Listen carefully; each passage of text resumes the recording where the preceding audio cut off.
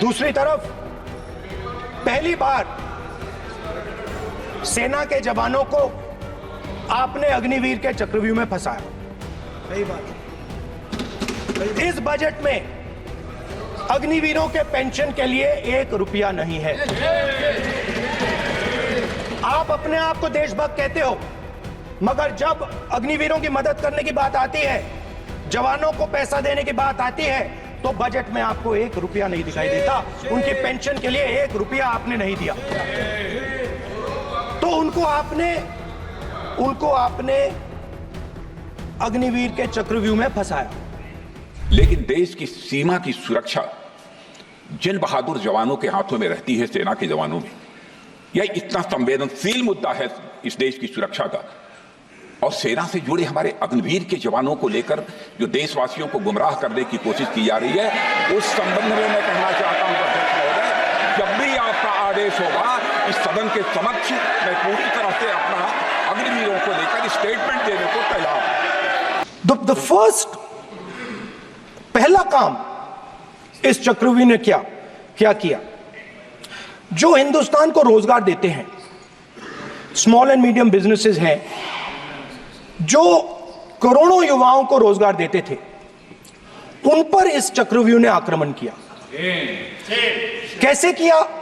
नोटबंदी, जीएसटी और tax terrorism. आप लोग आतंकवाद की बात करते हो।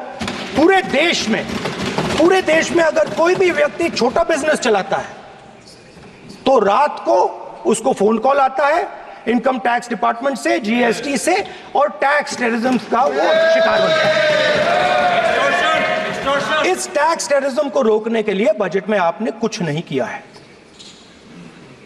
तो टैक्स टेररिज्म के कारण और ये जो आपकी नीतियां हैं, जो आपने कोविड के समय बड़े बिजनेसेस की मदद की और जो स्मॉल एंड मीडियम बिजनेसेस थे उनको खत्म किया, उसके कारण आज हिंदुस्तान के युवाओं को रोजगार नहीं मिल सकता है। बिल्कुल एक युवा को रोजगार नहीं मिल सकता है। अब फाइनेंस मिनिस्टर बैठी हैं। अब युवाओं के लिए आपने क्या किया? बजट में आपने इंटर्नशिप प्रोग्राम की बात करी और यह शायद एक मजाक है, क्योंकि आपने कहा कि ये इंटर्नशिप प्रोग्राम सिर्फ हिंदुस्तान की 500 सबसे बड़ी कंपनियों में होगा और 99% जो हमारे युवा हैं उनको इस इंटर्नशिप प्रोग्राम से कुछ लेना देना नहीं, कोई फायदा नहीं होने वाला है। तो आपने पहले टांग तोड़ दी और उसके ऊपर आप बैंडेड लगाने की कोशिश कर रहे हैं।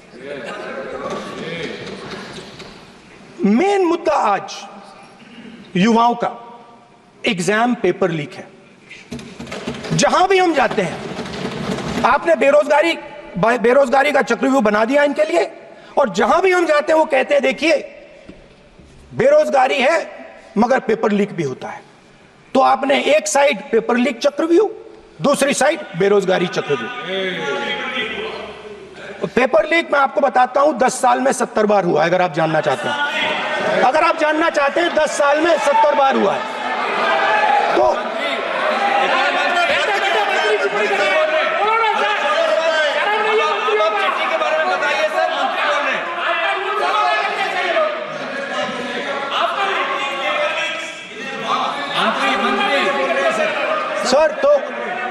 सर तो पेपर लीक के बारे में फाइनेंस मिनिस्टर ने बजट में एक शब्द नहीं कहा है। युवाओं के लिए पेपर लीक सबसे जरूरी मुद्दा है, उन्होंने एक शब्द नहीं कहा है पेपर लीक के बारे में। एक बार उन्होंने पेपर लीक नहीं कहा और उल्टा जो एजुकेशन बजट में पैसा देना चाहिए था वो आपने 20 साल में सबसे कम पैसा दिया है। 2.5% of budget is gone to education. Sir दूसरी तरफ आपने